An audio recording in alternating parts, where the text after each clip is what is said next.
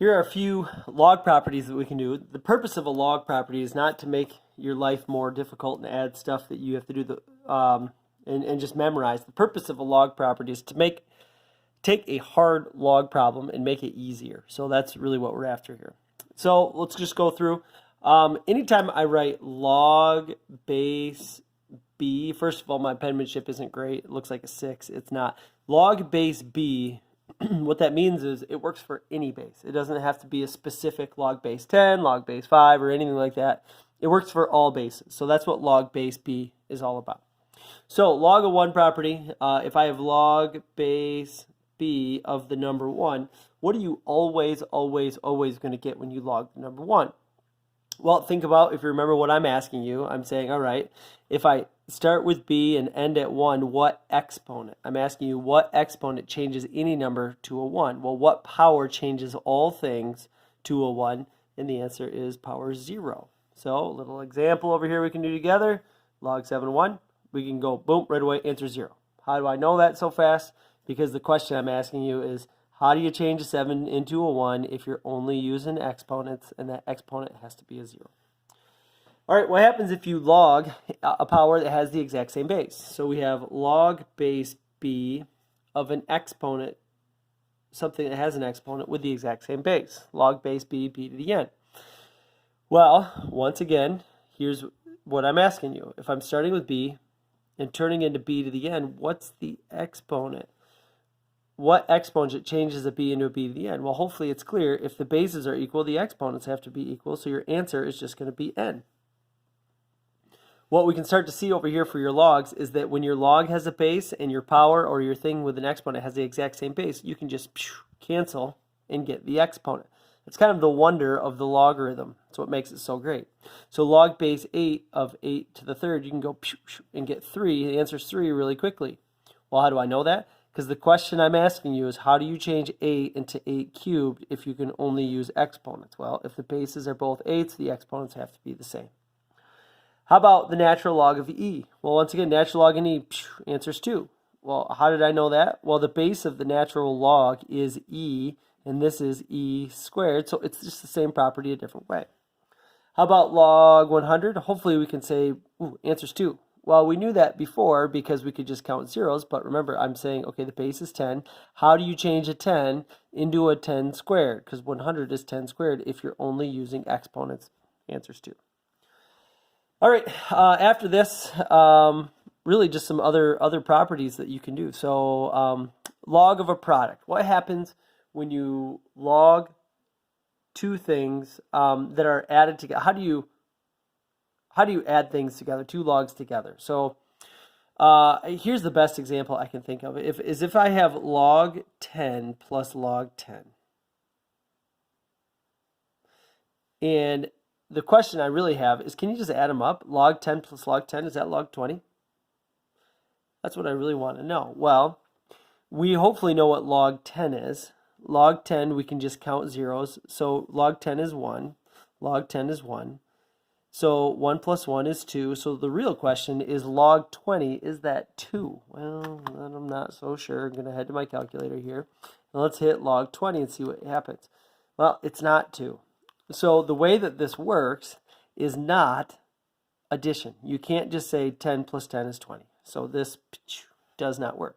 Well, the better question is, how does it work then? Well, if you look at this, instead of adding them and saying 10 plus 10 is 20, watch what happens when you multiply them.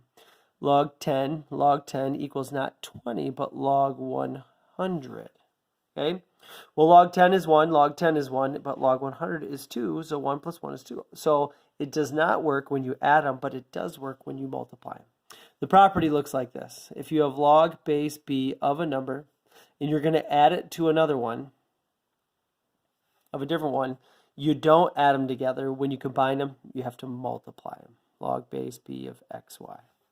So if I wanted to do this problem right here, what I don't do is go log base 4 of 130. What you are going to do is go log base 4 of, multiply those for 256. So now I'm asking you, how do you change a 4 into a 256? Well, So really, I'm asking you this problem equals 256. You can use your power card. I actually don't have mine handy, so I'm going to go 4 power 6. 4 power 4. It looks like 4 to the 4th power is going to be 4. I could go through the same property again in terms of quotients here. So I could do this exact same thing as I did before and say, hey, is log 10, what about log 10 minus log 10?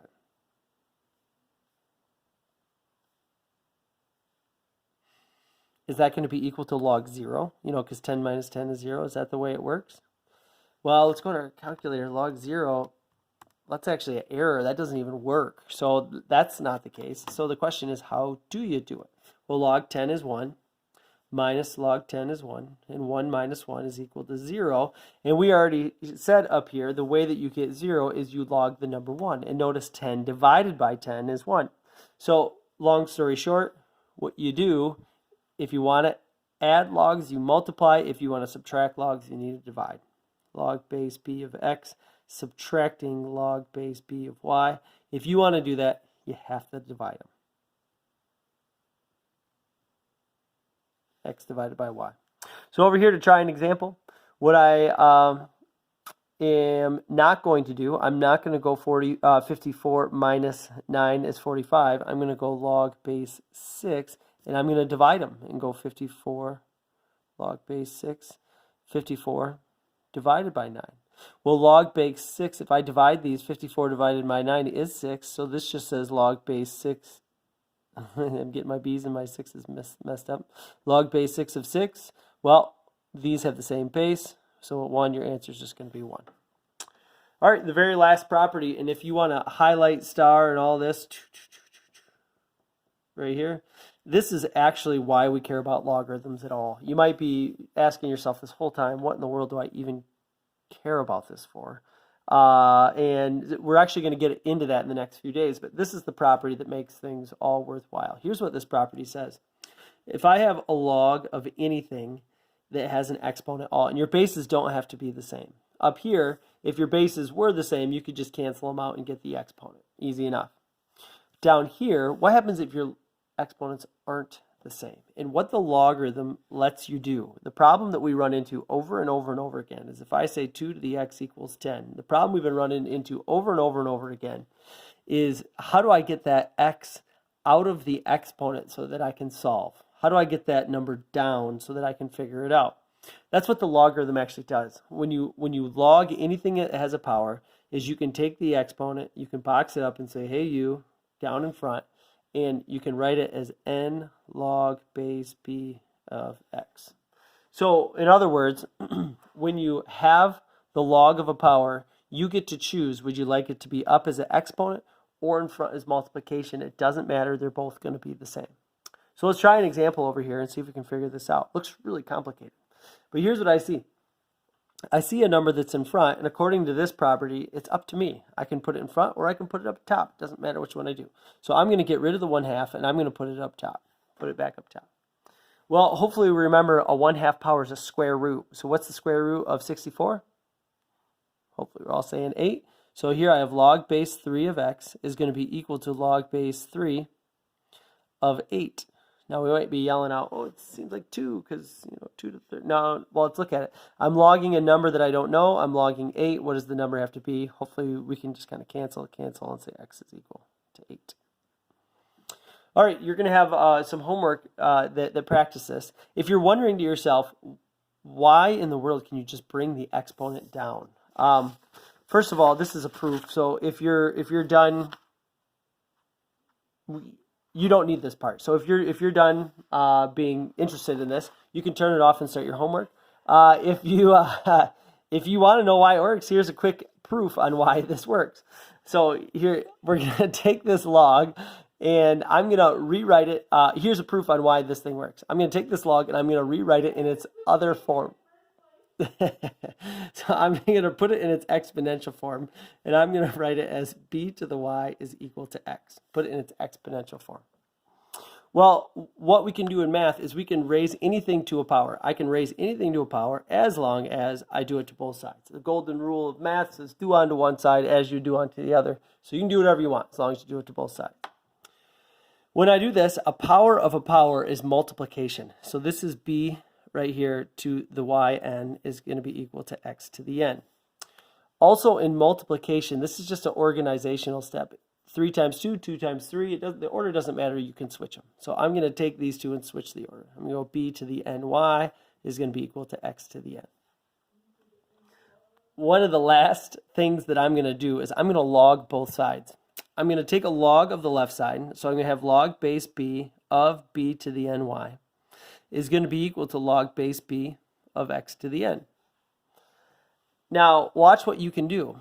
When you have a log base b and an x and something with an exponent with the same base, you can cancel them out and just have ny. It's not an exponent anymore. Over here, we have log base b of x to the n, and that is a log of something that has a power. The very last step, let's go back to the beginning, and we're going to use substitution. We're going to say y, you are out, in replacement, you are in.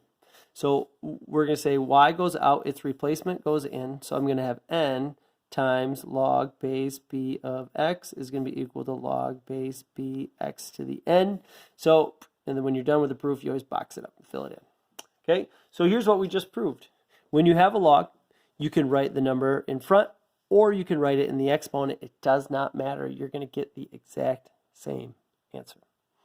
All right, I will post a short video with some help on the homework, and that will be that.